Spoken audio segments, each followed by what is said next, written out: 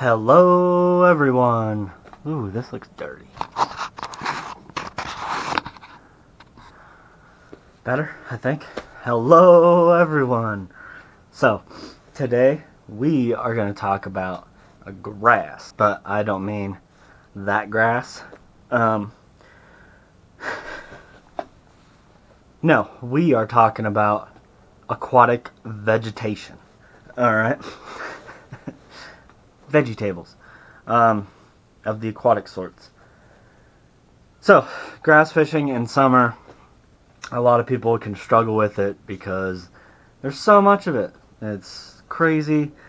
A lot of places are just overrun with weeds, as a lot of people call them.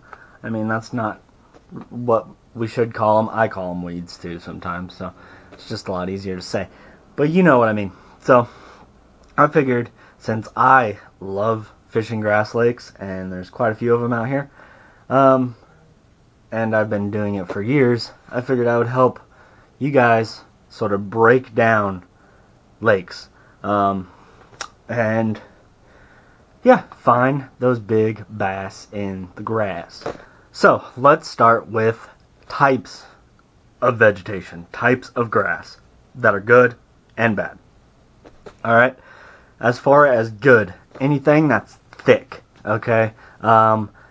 Thick grass, I mean, I'm not saying it's got to be a huge, massive weed flat where you can't get anything through it, but kind of, because that holds shade, it holds the bait fish are hiding in there, the bass are hiding in there. That's one of the things to really look for. Lily pads, anything with like a canopy on the top, except one, and I'll get into that in a minute. But with like a canopy on the top, makes shade, especially during the hot dog days of summer. That can also be really good. People think that bass like the shade because it hurts their eyes or something. I hear that all the time. Totally not true. It's number one, it's cover. That's really a big thing. Bass are ambush predators, and they're smart predators. They don't just roam around just attacking fish. Well, I mean, they kind of do sometimes. Smallies like to, because smallies are also a little psycho. But especially largemouth, they're more of an ambush predator. Smallies are too, but they just like to hide out and wait for an easy meal, for the most part. I mean, if they absolutely have to, then they move around and whatever. But they're a smart predator. Thick grass, hydrilla, milfoil, lily pads, all those sorts of grasses. Some other ones too. The thicker stuff, okay? You can kind of tell, but here's how the grass to avoid, okay? Here's a picture of some bad grass.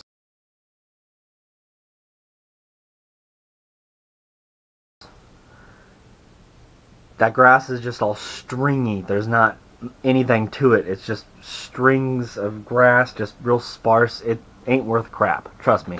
They're not hiding in it. I mean, you might be able to catch one or two out of it, but it's not going to be the juice, okay? There's lots of other cover options for them. That is not a high percentage area to be hiding in. It's not good cover. So there's many other things that you can look for other than that grass. If that's all the grass that you have in your lake is that type of grass, then don't worry about it. Okay, maybe fish it a little. Like I said, you might be able to catch one or two out of it. It's not going to be worth it, though. Go out and fish different structure. Don't even worry about grass. Pretend it's not even there, which I'll get into more in a bit. But, so that's one grass to absolutely avoid. Anything like that, real stringy stuff, where it's just clumps. Even some parts, you know, the leaves might come out and it looks thicker. It's still not good. Okay? The stringy grass is crap. I hate it. It is the worst stuff you can fish. It's really easy to get something through it, because people like to complain about that all the time, is how they're tired of dragging in grass and grass lakes. I'll talk about that in a little bit too. But that doesn't matter. It's not the right stuff. Do not fish it. Okay? Next is like that scummy crap. Okay? Like, here's some pond scum.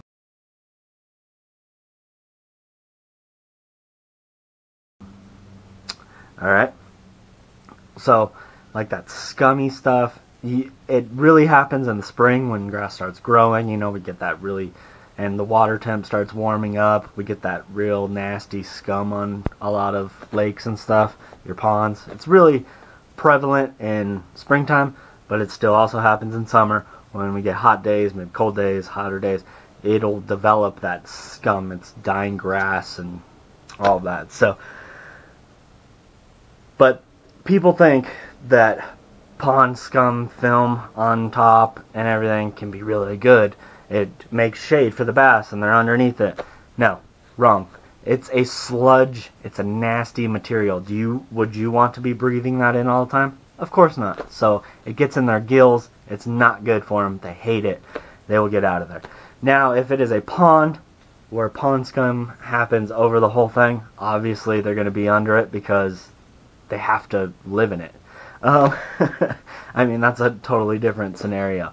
But if they have the choice, they're not going to be in that stuff. They're going to be out and away from it. So,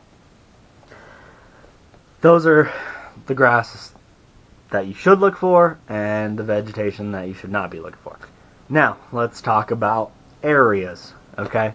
Where are you going to focus your sights in summer around grass? I typically say go as deep as the grass goes. As deep as that grass grows in that lake, and it's going to depend on a few different factors, but as deep as it grows, that's where you're going to want to focus a lot of your time. Okay? Not up real shallow in it. It's, especially in summertime, warmer, or water is warmer, hot water. They're out in that deeper stuff. Now, as deep as that grass grows is going to be dependent on a few things. Number one, type of grass. Some type of vegetation has a tendency to grow deeper, like it can survive out deeper with less sunlight. Some of it doesn't grow that deep. But anyway, a big factor for depth of grass, like how deep it will grow out, is water clarity. So clear lakes are going to grow deeper grass, okay? Out to 20, 25 feet, you'll still see grass, depending on how clear the water is. And then real dirty lakes, it might only grow out 5, maybe 10 feet, okay? So it depends on the water clarity. It really just takes time to look and figure it out. But be kind of thinking, if it's a clear lake or pond, whatever, that grass is going to grow way out there in that deeper water. If it's a dirtier lake, then also think, I don't have to be super deep. Okay? So that's just a little tip for you. But start towards, I like to do as deep as you can go out. Is really where you're going to end up finding a lot more bass and better bass. So fishing that outside edge of as deep as that grass can grow. Okay? And then you're going to notice as it's getting deeper and deeper and that grass is still growing, it's obviously thinning out though. You know, you can start finding little bald spots, things like that. Bald spots, little scarce spots where it's not as thick. Those can be great little ambush points for them. Because bait fish end up going into those like spots and bass will attack them. But what that also means is usually if it's a bald spot, like there's spots where the grass isn't growing at certain spots, that usually means it's some or other structure there, or a different bottom composition. So it'll be like rocks or more of a sandy type bottom, which always means good. Hard bottoms, bass like hard bottoms. Alright, but alright. So that is kind of what that means. You see those bare spots, and it probably means there's rocks or something there, maybe a bunch of sticks, something that is keeping that grass from growing in that area. Those are usually good things to focus on. because it's harder cover, it's different, it's something different, okay? So those bald spots can be great. Now, fishing the bald spots, I'm not going to go too into lures or anything on this. I've talked about summertime lures. I'll just give general things, but bald spots, flipping jigs in them. Also, great thing that you can just punch into areas of the grass, and whatever drag out is just a weighted Texas rig, whatever, beaver style bait, flipping bait, whatever, RedBeardBassin baits, crazy beaver, you know, stuff like that. Another great thing, if the bite is super slow, it's very difficult, you're not getting bites, whatever, but you are sure you're in the right area, is a weightless Texas rig stick bait. RedBeardBassin baits, the stick. Okay? Especially that one. It's made for those kind of situations. Alright, talked about it before. Anyway, so in those bald spots, you drop that weightless stick bait in there and let it slowly just go in that area. Real slow, bass get a good look at it. Of course, people think it's boring. It can be, but if you're in the right spot and you start doing it in those bald spots, it won't be boring anymore because you'll be catching a lot of them.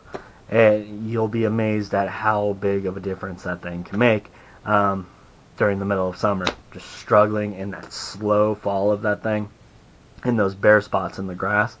Woo! It can be great. So, anyway, so that's kind of lures there. Now let's talk about if your lake is completely choked with grass. Okay? Like, it's pond or a lake, whatever, shallow lake, the whole thing is just grass and you don't even know where to begin. That's when you're going to fish like the grass is not even there. Okay? This is a big thing. When I started fishing years ago, forever ago, I'm old, but years ago when I started fishing, I felt like when I would get to a grass lake and there's so much grass, it just became like, well, I'm just going to chuck and wind and just cover all this area because they're all over the place, you know, whatever. Just try to fish way too much stuff, and that's what people tend to do. They're like, oh, this grass is so good, and it's just everywhere, so I'm just going to chuck and wind and not even really care and whatever. Wrong. Really, like I said, act like the grass isn't even there. Okay?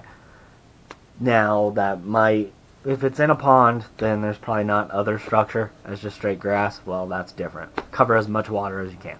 But if you're on a lake, a bigger place, whatever, there's lots of structure around, or even if there's not, whatever, that'll actually kind of more isolate them if there's not. But look at that different structure, okay? Don't even care about the grass, all right? Your high percentage areas are going to be the other things, the lay down trees, the rocks that come out of the grass, or at the end of the grass if there's like a rock dam or something like that. But fall down trees, brush piles, lay downs, docks, whatever, random something in the water, whatever, just something different than that grass. Those are going to be your high percentage spots with the big bass in them. Okay? It works every time. Alright? Yeah, that's pretty much that. Just act like the grass isn't even there is really the best advice I can give you on lakes that are just choked full of grass. Forget about it. Unless if it's a pond or something and grass is really all it's got, then, well, that's totally different. Then you're trying to cover water and things like that. I also forgot on when you're fishing the outside weed edges and things. Another great thing to do, chatterbait, greatest grass lure ever made. Moving bait anyway. Along that edge can be great.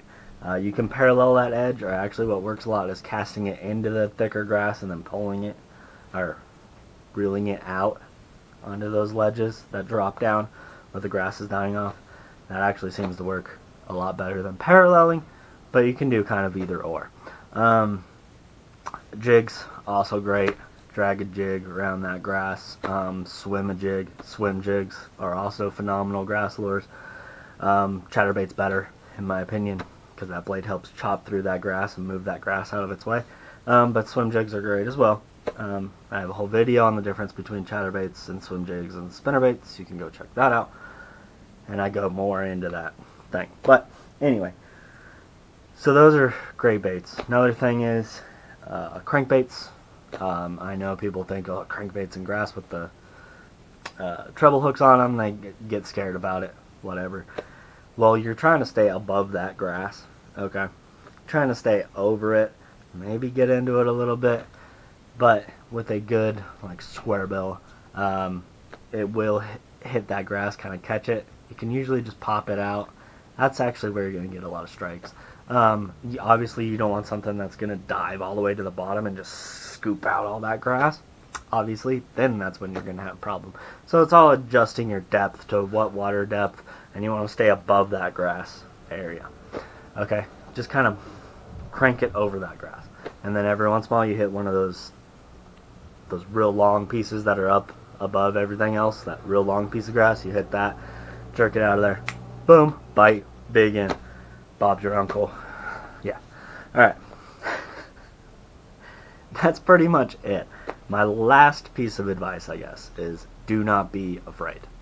Do not be scared of grass. So many guys are worried about the dang vegetation. Like, they don't want to pick it up, and they're tired, it gets all over my lures. Quit being a sissy and fish it, and just, yeah, you gotta pick some grass off your lure after almost every cast. Whatever, grow up. The big bass are living in there. You fish it like a man, you'll catch them. Alright, anyway,